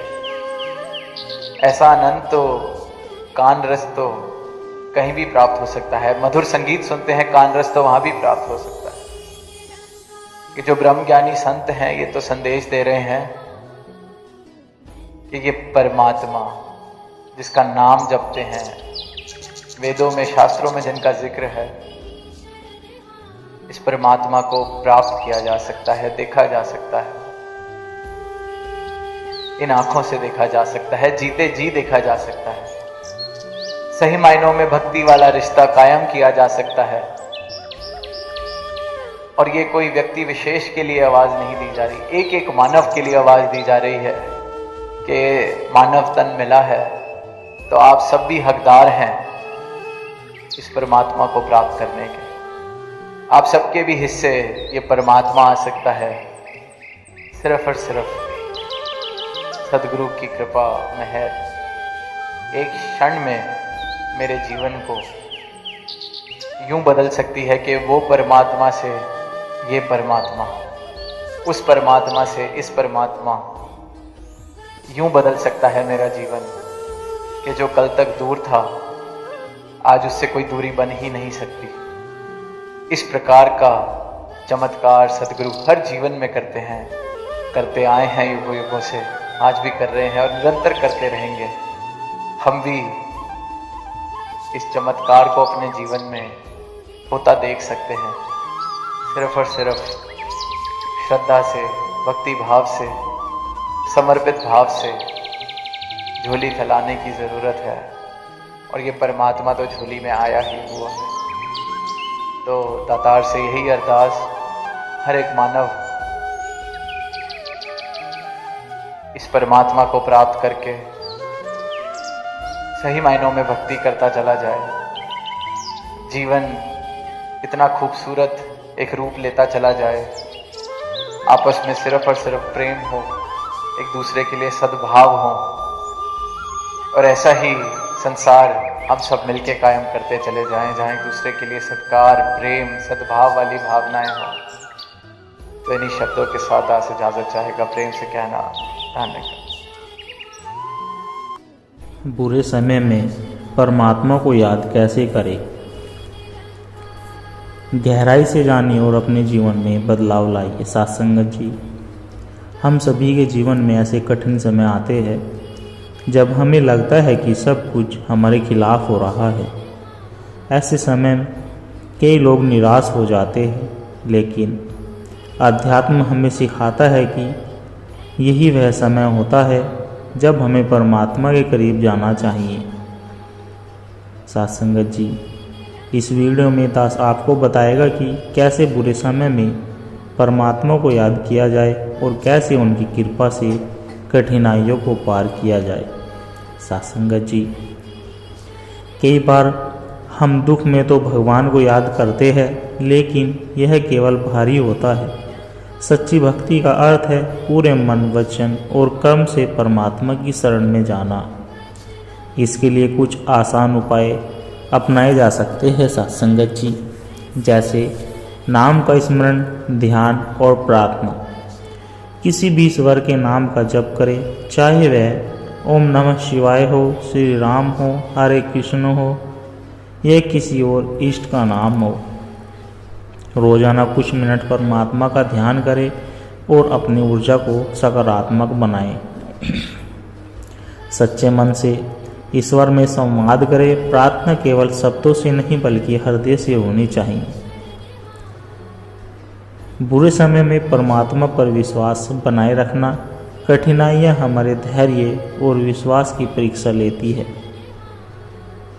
हर समय हमें कुछ सिखाने आती है। भगवान हमें कभी अकेला नहीं छोड़ते, वे हमें मजबूत बनाने के लिए परीक्षा लेते हैं। अहंकार के बाद हमेशा प्रकाश आता है। जब हम परमात्मा के प्रति समर्पित होते हैं तो जीवन में चमत्कार होते हैं।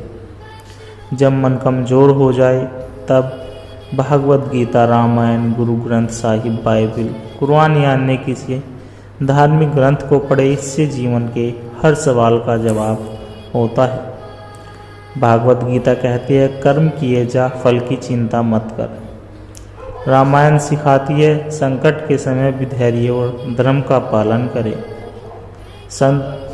संतों और महापुरुषों के जीवन से प्रेरणा लें। बुरे समय में अगर मन बहुत विचलित होता है तो सेवा की ओर ध्यान दे, गरीबों की मदद करे, जीवन के प्रति दया भाव रखे। इससे मन को शांति मिलेगी और ईश्वर की कृपा बढ़ेगी। अगर आप निराश महसूस कर रहे हैं तो ऐसे लोगों से मिले जो आपको सकारात्मक सोचने की प्रेरणा दे। भक्ति गीत सुने, ध्यान करें और आध्यात्मिक चर्चा करें। इससे मानसिक बल बढ़ता है। जो हो रहा है उस ईश्वर की योजना का हिस्सा माने। हर अनुभव अपने कुछ न कुछ सिखाने के लिए आता है। जब आप इसे स्वीकार करेंगे तो आपका मन शांत रहेगा और धीरे धीरे कठिनाइयाँ कम होने लगेगी।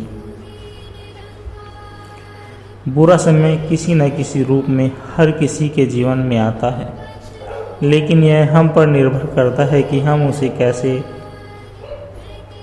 लेते हैं। अगर हम उस समय को परमात्मा की याद में बिताते हैं तो वह संकट भी आशीर्वाद में बदल जाता है। इस वीडियो में बताए तो चलिए सत्संगत जी इस यात्रा को शुरू करें और अपने जीवन को ईश्वर के प्रकाश से भर दे। सत्संगत जी इस वीडियो में बताए गए उपायों को अपनाकर आप न केवल अपने बुरे समय को आसानी से पार कर सकते हैं बल्कि अपनी आत्मा की शुद्धि भी कर सकते हैं।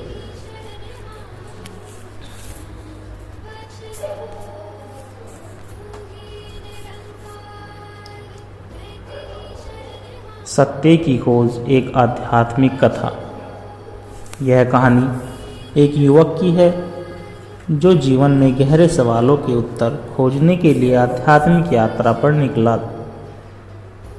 यह यात्रा केवल भौतिक नहीं बल्कि आत्मिक भी है, जो उसे स्वयं की पहचान और परम सत्य की ओर ले जाती है।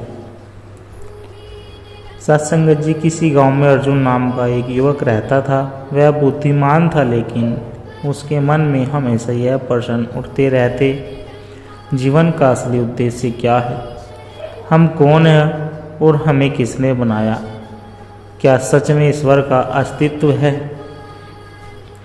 उसके परिवार वाले उसे समझाते कि जीवन बस जीने के लिए है, खाना कमाना, परिवार बनाना और फिर मर जाना।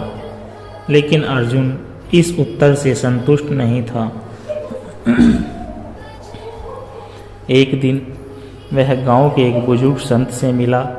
उसने उससे पूछा, मुझे ईश्वर को खोजना है, लेकिन कैसे? संत मुस्कुराए और बोले, अगर तुम सच में जानना चाहते हो तो तुम्हें खुद इस उत्तर की खोज करनी होगी। अर्जुन ने अपना घर छोड़कर यात्रा शुरू की। वह सबसे पहले एक विद्वान पंडित के पास गया। पंडित ने उसे वेदों और उपनिषदों के बारे में बताया, लेकिन अर्जुन को केवल ग्रंथों के शब्दों से संतोष नहीं हुआ।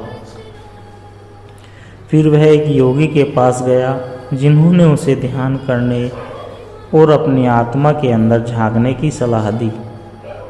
अर्जुन ने कई दिनों तक ध्यान किया, लेकिन फिर भी उसे पूर्ण उत्तर नहीं मिला। एक दिन उसकी मुलाकात एक गरीब किसान से हुई। वह किसान बहुत संतुष्ट और खुश दिख रहा था, जबकि उसकी आर्थिक स्थिति बहुत खराब थी। अर्जुन ने उससे पूछा, तुम इतनी कठिनाइयों में भी खुश कैसे रह सकते हो?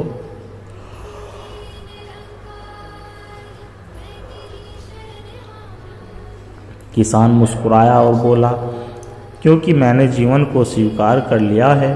मैं अपने कर्म करता हूँ और सब कुछ भगवान पर छोड़ देता हूँ। मैं वही करता हूँ जो मेरे बस में है और बाकी सब ईश्वर की मर्जी मानता हूँ। अर्जुन को कुछ समझ आया, लेकिन अभी भी उसे संपूर्ण ज्ञान की अनुभूति नहीं हुई। अर्जुन अपनी यात्रा जारी रखते हुए एक पर्वत की ओर चढ़ा, जहाँ एक सिद्ध महात्मा रहते थे। वह उनके पास पहुंचा और अपने प्रश्न दोहराए। ईश्वर कौन है? मैं उन्हें कैसे जान सकता हूँ? महात्मा ने अर्जुन से कहा, पहाड़ की चोटी पर जाओ, लेकिन ध्यान रखना, रास्ते में जो भी चीज़ें तुम्हें दिखेगी उन पर ज़्यादा ध्यान मत देना, बस ऊपर पहुँचने का लक्ष्य देखो। अर्जुन ने वैसा ही किया। रास्ते में उसे सुंदर फूल, मीठे फल और कई आकर्षक दृश्य मिले, लेकिन उसने उन पर ध्यान नहीं दिया और बस आगे बढ़ता रहा। जब वह चोटी पर पहुंचा तो महात्मा पहले से वहां उसका इंतजार कर रहे थे। उन्होंने मुस्कुराकर पूछा, क्या तुमने रास्ते में कुछ देखा? अर्जुन ने उत्तर दिया, हाँ, बहुत कुछ देखा, लेकिन मैंने ध्यान नहीं दिया क्योंकि मेरा लक्ष्य चोटी पर पहुंचना था। महात्मा बोले, यही जीवन का रहस्य है।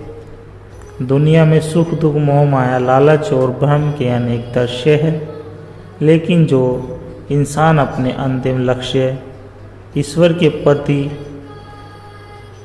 ध्यान केंद्रित करता है, वही सत्य को जान सकता है। अर्जुन को अंततः उत्तर मिल गया था। अर्जुन वापस अपने गांव लौटा, लेकिन अब वह पूरी तरह बदल चुका था। उसने बाहरी चीज़ों में सुख ढूंढना शुरू कर दिया और अपना ध्यान अपने कर्म और ईश्वर की भक्ति में लगा दिया।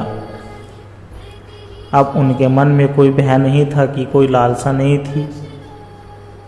उसने समझ लिया था कि जीवन का असली उद्देश्य परम सत्य की खोज है और यह खोज तभी पूरी होगी जब हम अपने अंदर झांकते हैं, लेकिन बिना किसी अपेक्षा के अपने कर्तव्यों को निभाते हैं।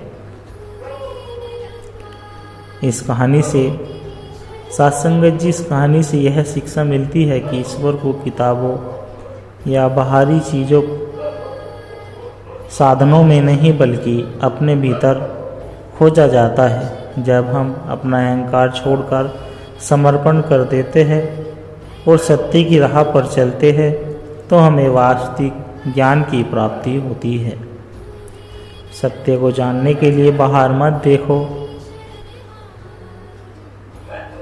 उसे अपने अंदर खोजो। कई लोग सोचते हैं कि सत्संग केवल किसी संत या महात्मा का प्रवचन सुनने के लिए है, लेकिन इसका अर्थ इससे कहीं अधिक गहरा है। सत्संग का अर्थ है सत्य की खोज। यह हमें मोक्ष, ज्ञान और अंधविश्वास से मुक्त करता है। यह हमें सकारात्मक विचारों, ईश्वर की भक्ति की ओर प्रेरित करता है। सही संगति हमें सही मार्ग दिखाती है। भागवत गीता में कहा गया है, सत्संगति ही जीवन का सबसे बड़ा धन है, क्योंकि यह अज्ञान को नष्ट कर ज्ञान का प्रकाश देती है। हमारा मन हमेशा विचारों से भरा रहता है। यदि हम अच्छे विचारों और ज्ञान की संगति में रहते हैं तो मन शांत रहेगा, लेकिन यदि हम बुरी संगति में पड़ेंगे तो हमारा मन भी अशांत ही होगा। जीवन में कई बार हमें यह समझ नहीं आता कि क्या सही है और क्या गलत। सत्संग हमें सही और गलत की पहचान कराता है और हमें धर्म के मार्ग पर चलने की ओर प्रेरित करता है। मनुष्य अक्सर अपने अहंकार में डूबा रहता है और खुद को सबसे श्रेष्ठ मानता है, लेकिन सत्संग हमें यह सिखाता है कि अहंकार सबसे बड़ा शत्रु है और विनम्रता सबसे बड़ा गुण है। सत्संग में हम सीखते हैं कि सच्चा गुरु बाहरी चीज़ों में नहीं, सच्चा सुख बाहरी चीज़ों में नहीं बल्कि हमारे भीतर है। यदि हम संतोषी जीवन जिएंगे तो जीवन में किसी भी प्रकार की चिंता नहीं होगी। सत्संग हमें ईश्वर के प्रति समर्पण करना सिखाता है। जब हम ईश्वर को अपना सर्वस्व मान लेते हैं तो जीवन की हर परेशानियां हल्की होने लगती है। एक बार की बात है, एक राजा ने एक साधु से पूछा, मुझे सच्चे सुख का मार्ग बताइए।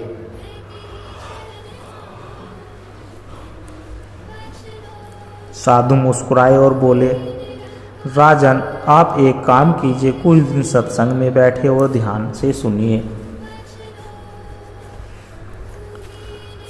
राजा ने साधु की बात मानी और सत्संग में जाना शुरू किया। कुछ ही दिन में उनका मन शांत होने लगा। धीरे धीरे उसकी इच्छाएं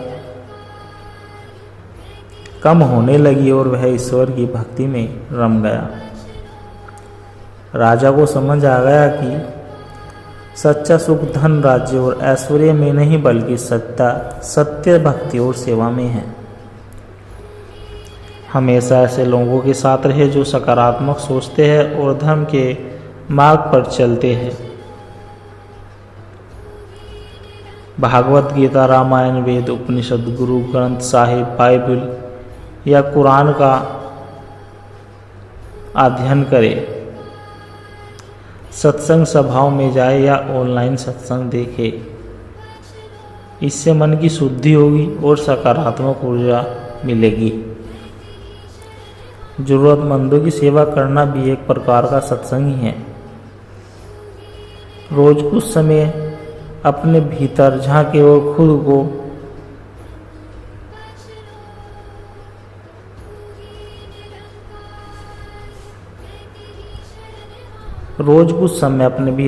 और खुद से सवाल करें कि हम सही दिशा में जा रहे हैं या नहीं। सत्संग केवल ज्ञान प्राप्त करने का माध्यम नहीं बल्कि जीवन को सुंदर बनाने की कला है। यह हमें सही सोच, सही संगति और सही मार्ग पर चलने की प्रेरणा देता है। यदि हम सत्संग को अपनी दिनचर्या का हिस्सा बना ले तो हमारा जीवन आनंदमय, शांत और सकल हो जाता है। सच्चा सुख बाहरी चीज़ों में नहीं बल्कि आत्मिक शांति और ईश्वर की भक्ति में है। सत्संग से बढ़कर कोई ज्ञान नहीं, सत्संग से बढ़कर कोई तप नहीं और सत्संग से बढ़कर कोई साधना नहीं। सत्संग केवल किसी संत महात्मा के प्रवचन सुनना ही नहीं बल्कि इनका व्यापक अर्थ भी है। सत महापुरुषों की संगति करना, संतों के वचनों को आत्मसात करना, सद्ग्रंथों का अध्ययन करना, सद्गुणों को अपनाना, ईश्वर की भक्ति का भला करना, ईश्वर की भक्ति करना। आज के युग में मानव अनेक प्रकार की समस्या और तनाव से घिरा हुआ है। हर व्यक्ति सुख और शांति की खोज में भटक रहा है, लेकिन उसे सही दिशा नहीं मिलती। सत्संग हमें सिखाता है कि सच्चा सुख भौतिक वस्तु में नहीं बल्कि आत्मिक शांति में है। जीवन की कठिनाइयों से लड़ने के लिए धैर्य और समर्पण आवश्यक है। मोह माया में उलझकर हम अपने असली लक्ष्य को भूल जाते हैं। केवल ईश्वर की भक्ति और सत्य के मार्ग पर चलकर जीवन को सार्थक बनाया जा सकता है। साथ संगत जी, एक छोटी सी कथा। एक राजा ने एक संत से पूछा, मुझे जीवन का सबसे बड़ा ज्ञान बताइए। संत ने उत्तर दिया, राजन, पानी में खड़े होकर अपनी छाया देखो। राजा ने देखा कि जब पानी शांत था तब उसकी छाया भी टूटकर बिखर रही थी, लेकिन जब पानी शांत हुआ तो छाया भी स्पष्ट दिखाई देने लगी। संत ने कहा, ठीक इसी प्रकार जब हमारा मन चंचल और अशांत रहता है तो हमें सत्य दिखाई नहीं देता, लेकिन जब मन शांत होता है तो हम अपने वास्तविक स्वरूप और परमात्मा को पहचान पाते हैं। इसलिए मन को शांत और एकाग्र करने के लिए सत्संग आवश्यक है। हमारा मन हर समय अनावश्यक विचारों से भरा रहता है। जब हम सत्संग में बैठते हैं तो हमारे मन के नकारात्मक विचार धीरे धीरे समाप्त हो जाते हैं और हमें शांति की अनुभूति होती है। जीवन में कई बार हमें यह समझ नहीं आता कि क्या सही है और क्या गलत। सत्संग हमें सच्चे धर्म, सद्गुण और नैतिक मूल्यों की सीख देते हैं, जिससे हम अपने निर्णय सही तरीके से ले सके। जब मनुष्य सफलता प्राप्त करता है तो उसमें अहंकार आ जाता है, लेकिन सत्संग सिखाता है कि अहंकार विनाश का कारण है और विनम्रता ही सबसे बड़ा सद्गुण है। सत्संग हमें सिखाता है कि कोई भी समस्या स्थायी नहीं होती। हम धैर्य और विश्वास बनाए रखें तो हर संकट का समाधान अवश्य मिलेगा। सत्संग के माध्यम से हमें भजन, कीर्तन, प्रार्थना और ध्यान की प्रेरणा मिलती है।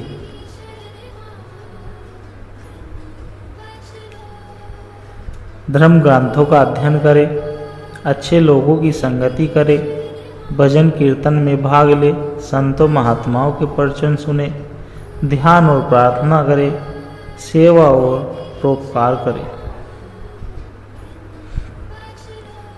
सत्संग केवल एक धार्मिक क्रिया नहीं बल्कि जीवन को सही दिशा देने वाला मार्गदर्शन।